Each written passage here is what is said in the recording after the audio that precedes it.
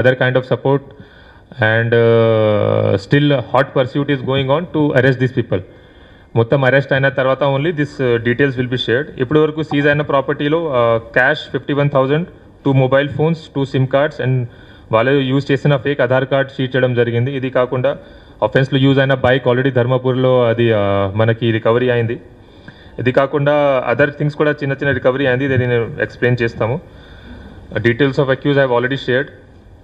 దీంట్లో main Subodh Singh is the gang leader. అతను ప్రస్తుతం పూర్ణియా జైల్లో ఉన్నారు కాబట్టి అతనికి అక్కడ నుంచి పీటీ వరంలో తీసుకొని ఇన్వెస్టిగేషన్లో అతన్ని కూడా ఇంటరోగేషన్ చేస్తాము. ఇది కాకుండా other members were absconding. Our teams are still working in different states to apprehend them. వాళ్ళు ఎక్కడెక్కడ తిరుగుతున్నారో I will not share the details, కానీ soon I'm confident that will arrest them.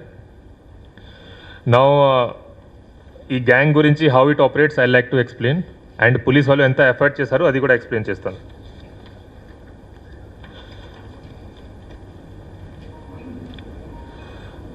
So this gang leader Subodh Singh, he operates from Bihar, కానీ he has spent a lot of time in other jails also. So ఇతను ఆసన్సోల్ జైల్లో, అలీపూర్ జైల్లో, ఒడిశాలో ఒక జైల్లో, పట్నాలో బియూర్ జైల్లో, అన్ని జైల్స్లో టైం స్పెండ్ చేశారు. సో వాట్ ఈ డస్, ఇతను అక్కడ ఉన్న ఆల్రెడీ పాత అఫెండర్స్కి ఐడెంటిఫై చేస్తారు.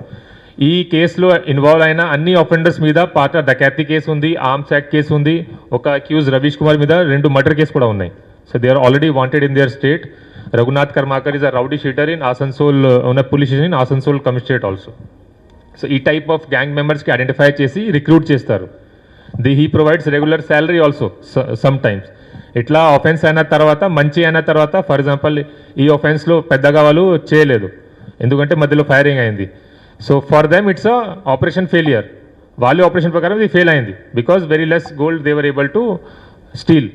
కానీ మంచి చేస్తే 15% ఇన్సెంటివ్ కూడా ఇస్తారు. ఇట్లా గ్యాంగ్లో పని నడుస్తుంది. నా strictly they follow need to know basis. Need to know basis ఏంటి అంటే, ఆ గ్యాంగ్లో ఎవరైనా పని చేస్తున్నారో వాళ్ళకి వేరే వాళ్ళ గురించి ఐడెంటిటీ తెలియదు.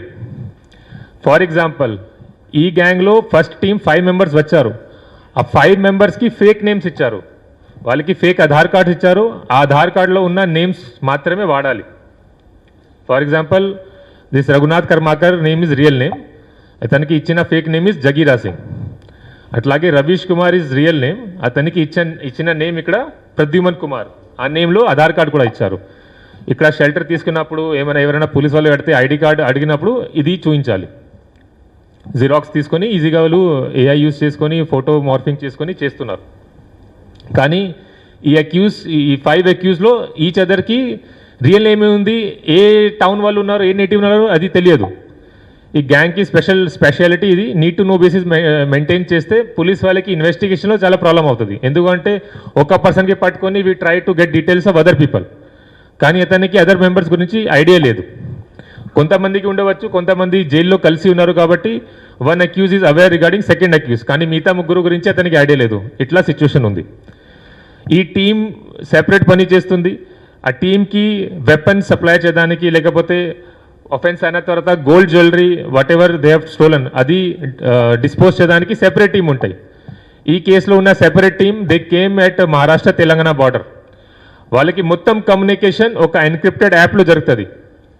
ఏ యాప్ వాళ్ళు వాడుతున్నారు I will not reveal in this because other criminals might also use that.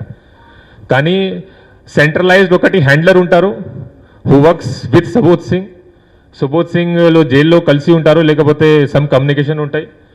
అక్కడ ప్లానింగ్ అయిన తర్వాత ఆ హ్యాండ్లర్ వీళ్ళకి ఆల్ టీమ్ మెంబర్స్కి ఆ యాప్లో మెసేజ్ చేస్తారు, ఎక్కడ కలవాలి, ఎక్కడ వెళ్ళాలి, ఎక్కడ రెక్కీ చేయాలి. రెక్కీ అయిన తర్వాత ఫీడ్బ్యాక్ ఇస్తారు.